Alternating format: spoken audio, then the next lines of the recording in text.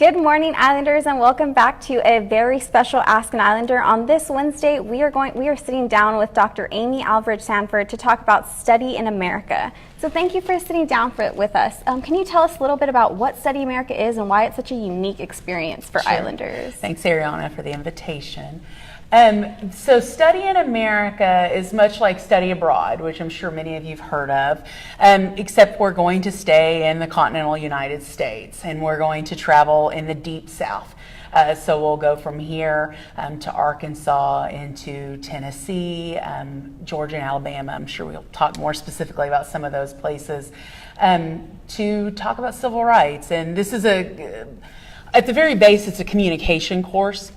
And so we're going to talk about the messages of the civil rights monuments and museums and historical Black college universities, the sort of messages they send, who decided what those messages were going to be, and how they're functioning out in public. And we'll have a lot of focus on that. And then we have students coming from other disciplines, so we'll talk about some of those issues as well. So you said it's like a comm course, but can anyone take it if I'm like an English major or if I have a minor in history? Like, who can take these courses? So it's really cool because it's a stacked course. So that means it's offered at the undergrad and grad level. And I'm very fortunate that they're allowing us to put it across disciplines, if the chairs allow for it, and if I can find a professor in another area who will partner with me, because I don't have the expertise to grade very specific things in other disciplines. So some common students we're seeing, we've already accepted about 10 students to the program. We have 25 seats. We're seeing history students. We're seeing a student out of your major, actually, out of public administration, and I'm partnering with Dr. Rawhouse to offer that student an independent study at the grad level. We have students from women, gender, and sexuality studies because they can count it in the minor. The co-coordinators are allowing for that. And really, anyone who's interested, we've had an interest out of education, anyone who's interested should contact me at my email address. I'm very easy to find in the directory. And I will talk with somebody in your discipline. I'll probably start with your advisor and see if this is something that would easily fit. As you can imagine, talking about civil rights, and we're particularly talking about U.S. Black civil rights of the 1960s and 50s. That fits into a lot of areas, as you can imagine. There's a lot of these disciplines already talking about this, but to actually go and visit the sites physically is not something all of our students have been able to do. And it's a really cool experience. So it's in a Maymester, so it's a little quick, but you're going to 5 states and you're seeing the Rosa Parks Museum. You are seeing like amazing things in that short amount of time. What are you most looking forward to out of all of those awesome museums? So as your listeners may or may not know, I'm a full-time administrator, but I do have a faculty appointment in communication. And so when I teach, I do have to teach in pretty brief ways, right? And so I do some guest lecturing, but this is actually going to be my own class, and I haven't gotten to teach in 2 years, so I'm very excited about teaching the class. So it is pretty condensed.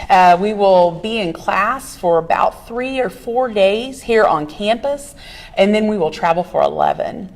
And we're going to be in 5 states.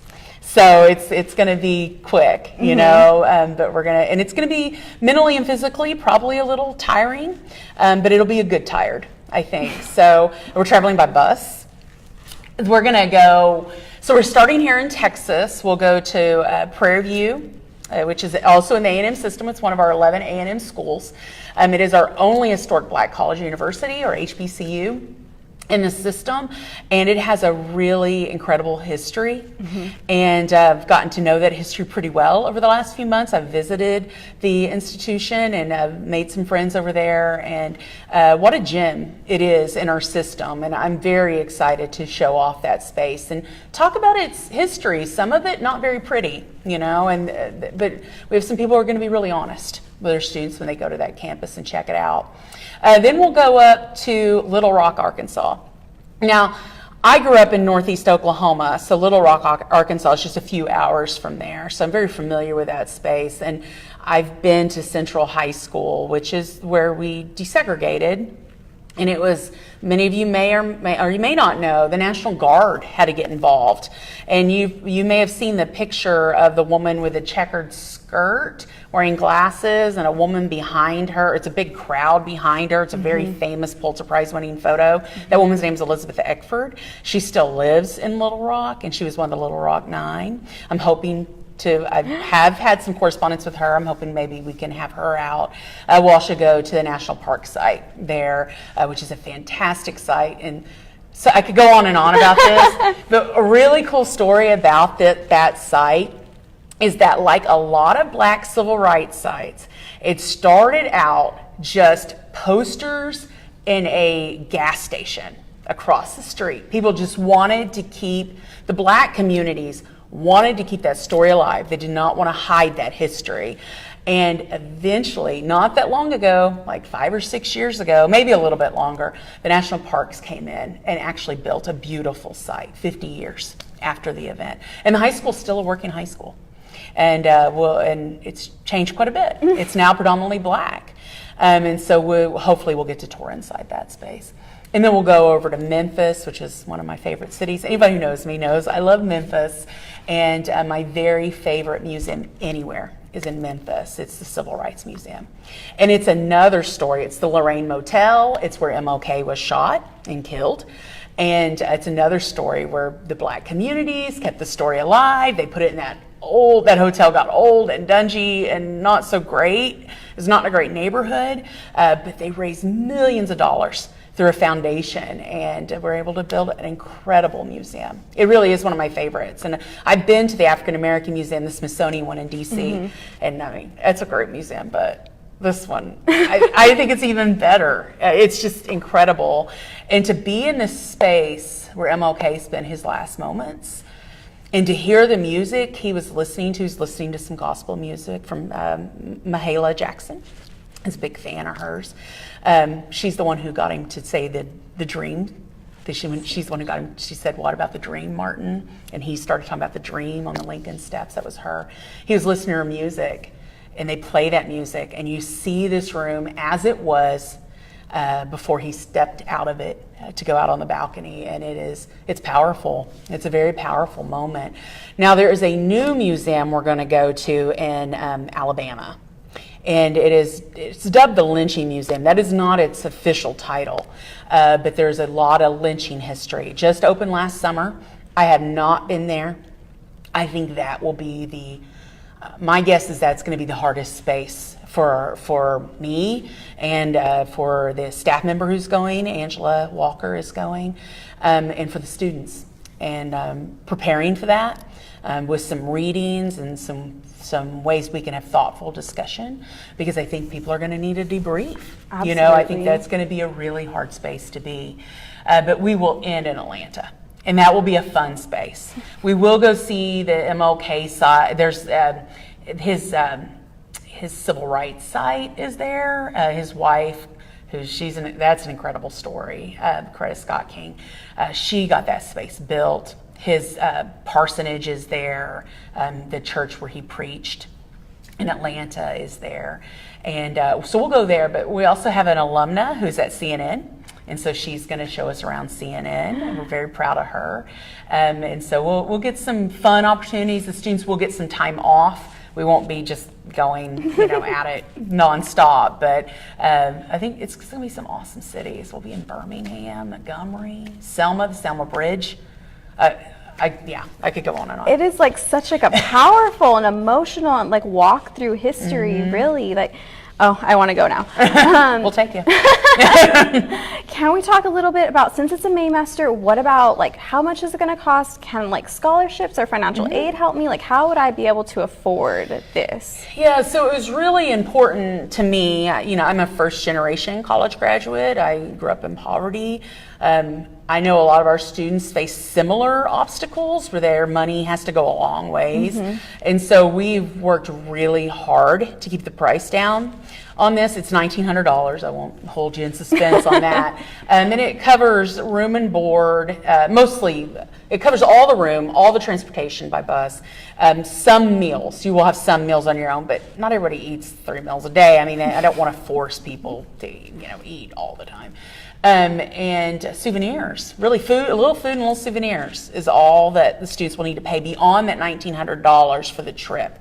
Now, there is also tuition and fees, which is a whole separate, issue. That's, a bill you will handle in the round building, just like you would any other semester. And there is a scholarship. There are scholarships to help with tuition and fees. And we're guessing right now the highest end is going to be about $1,000 for the scholarship, which is great, considering that it's a Maymester and, it's a short amount of time and you're going to get 3 hours of credit.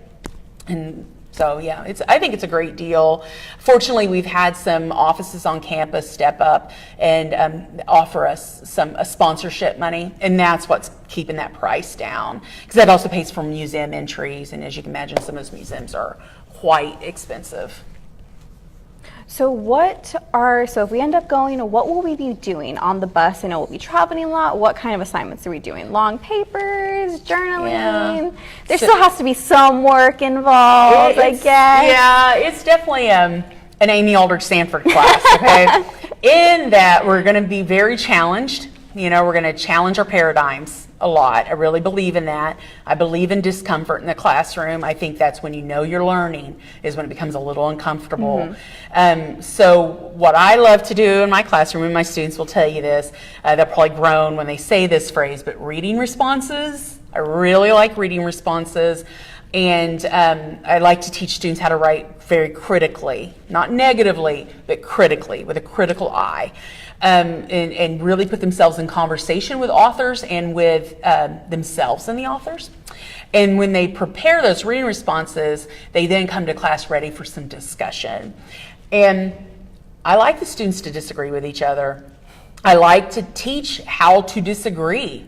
I think that is a mark of a learned person, when you can disagree with somebody and still learn from each other and be willing to change your own mind, because you're going to hear things that you may have never thought of before. I imagine this is going to be particularly true for our students who are not Black. They do not understand this experience. And, I imagine our students who are so far removed generationally, even if they are Black, are going to have some moments where they're going to need to call their parents or their grandparents, and be like, was this real? I mean, is this true?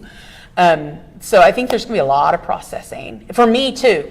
I partake in the discussion as well. I imagine Angela will as well. I'll look to the grad students to kind of be leaders in those situations, but I won't do it without training. I think that's a good way to set people up for failure, is when you don't train them for what you need them to do. So what if you are a staff member who wants to go? Could they also go, or is it restricted to students only? Well, we're going to give priority to the students, because we are limited on seats because of the bus. And so students will take priority. That's just the way it is. And I do not want to cram that bus, because you will need to work on the bus. You're going to need to sleep. Sometimes you're just going to want to be alone sometimes. And so I don't want to cram the bus. But if staff members are interested, my preference would be if they try to get course credit. I actually think that would be better for them. They get more for their money out of that.